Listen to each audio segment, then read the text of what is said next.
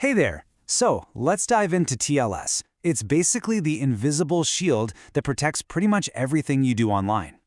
If you've been staring at your professor's lecture notes feeling totally lost, don't worry, you are in exactly the right place.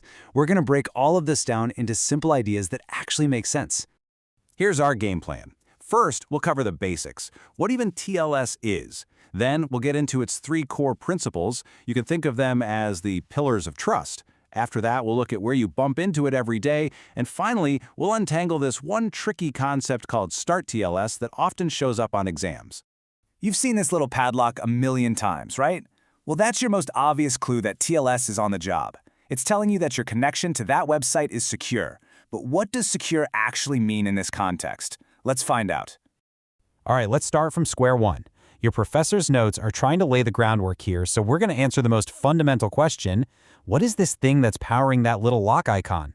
So first off, TLS stands for Transport Layer Security. You can think of it as the newer, much improved version of an older protocol you might have heard of, SSL. Nowadays, TLS is the standard for encrypting communications online. Its biggest claim to fame, powering HTTPS. Yep, it's the S that keeps your web browsing safe. And here's the key idea from your notes that you really got to get. A lot of the internet's original building blocks, like HTTP for websites or SMTP for email, were created way back when without any security built in. TLS basically wraps an armored invisible tunnel around those old protocols, protecting all the data as it zips across the internet. Okay, now for the part that's almost definitely going to be on your test. TLS isn't just one single thing. It's really a promise that's built on three core ideas. Your lecture calls these the three main objectives, so let's make sure we've got them down. First up, we have confidentiality. This is all about privacy, plain and simple. TLS uses really strong encryption to just scramble your data into gibberish. It's just like sending a letter in a sealed envelope that only the person it's addressed to can open. No one else can read it. Next up is integrity. This is the guarantee that what you receive is exactly what was sent. Nothing added, nothing taken away, nothing changed. So if our sealed envelope is confidentiality, integrity is like that fancy, unbroken wax seal on the back. It proves that nobody messed with the letter while it was on its way. And pillar number 3, authentication. Honestly, you could argue this is the most critical of all. How do you know you're talking to your bank and not some scammer's website that looks just like it? Authentication is how we prove who's who online. TLS uses these things called digital certificates, which are basically like a server's official driver's license, to prove it is who it says it is. Okay, so we've got the theory down. Let's move on to how this stuff actually works in the wild. Where do these three pillars show up in your day-to-day online life? The truth is, TLS is everywhere. The most common setup is what your notes call implicit TLS.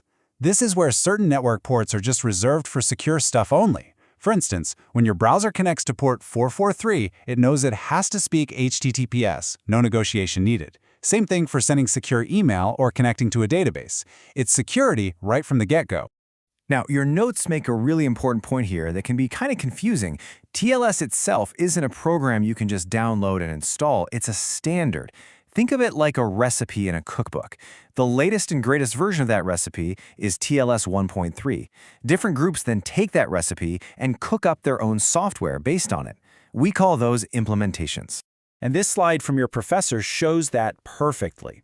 You can think of OpenSSL, GNU-TLS, and LibreSSL as three different chefs all using the same TLS recipe.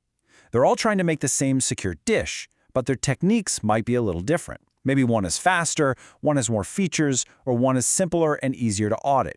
The main takeaway is the standard is the same, but the software that brings it to life can vary. All right, let's get into our final section. We're going to tackle a concept that can be a little tricky, so let's walk through it carefully. It's called Start TLS. The big question it answers is, what if you don't start out on a secure port?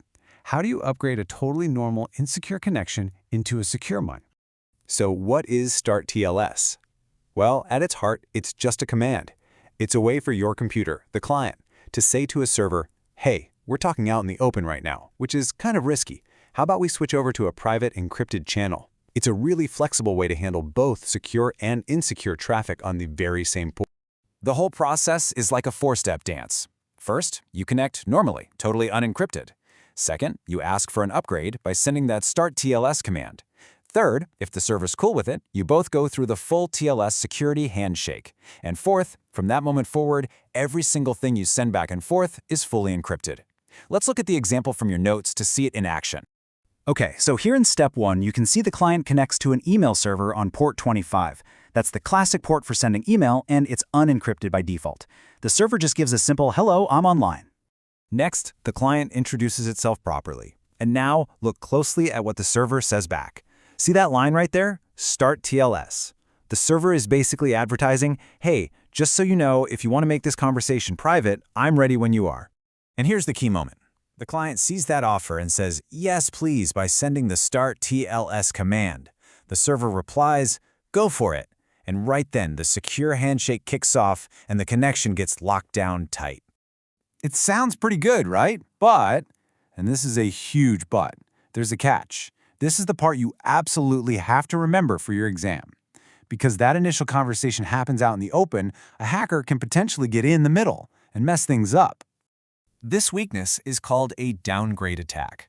An attacker can just sit between you and the server and delete the part of a server's message that says Start TLS. Your computer never even knows that security was an option, so it just continues the whole conversation unencrypted. That could mean your password gets sent as plain text. It's a serious risk. That's why the modern advice is to use implicit TLS, those dedicated secure ports, whenever possible. And for email, newer standards like DANE and MTA stats have been created specifically to solve this problem.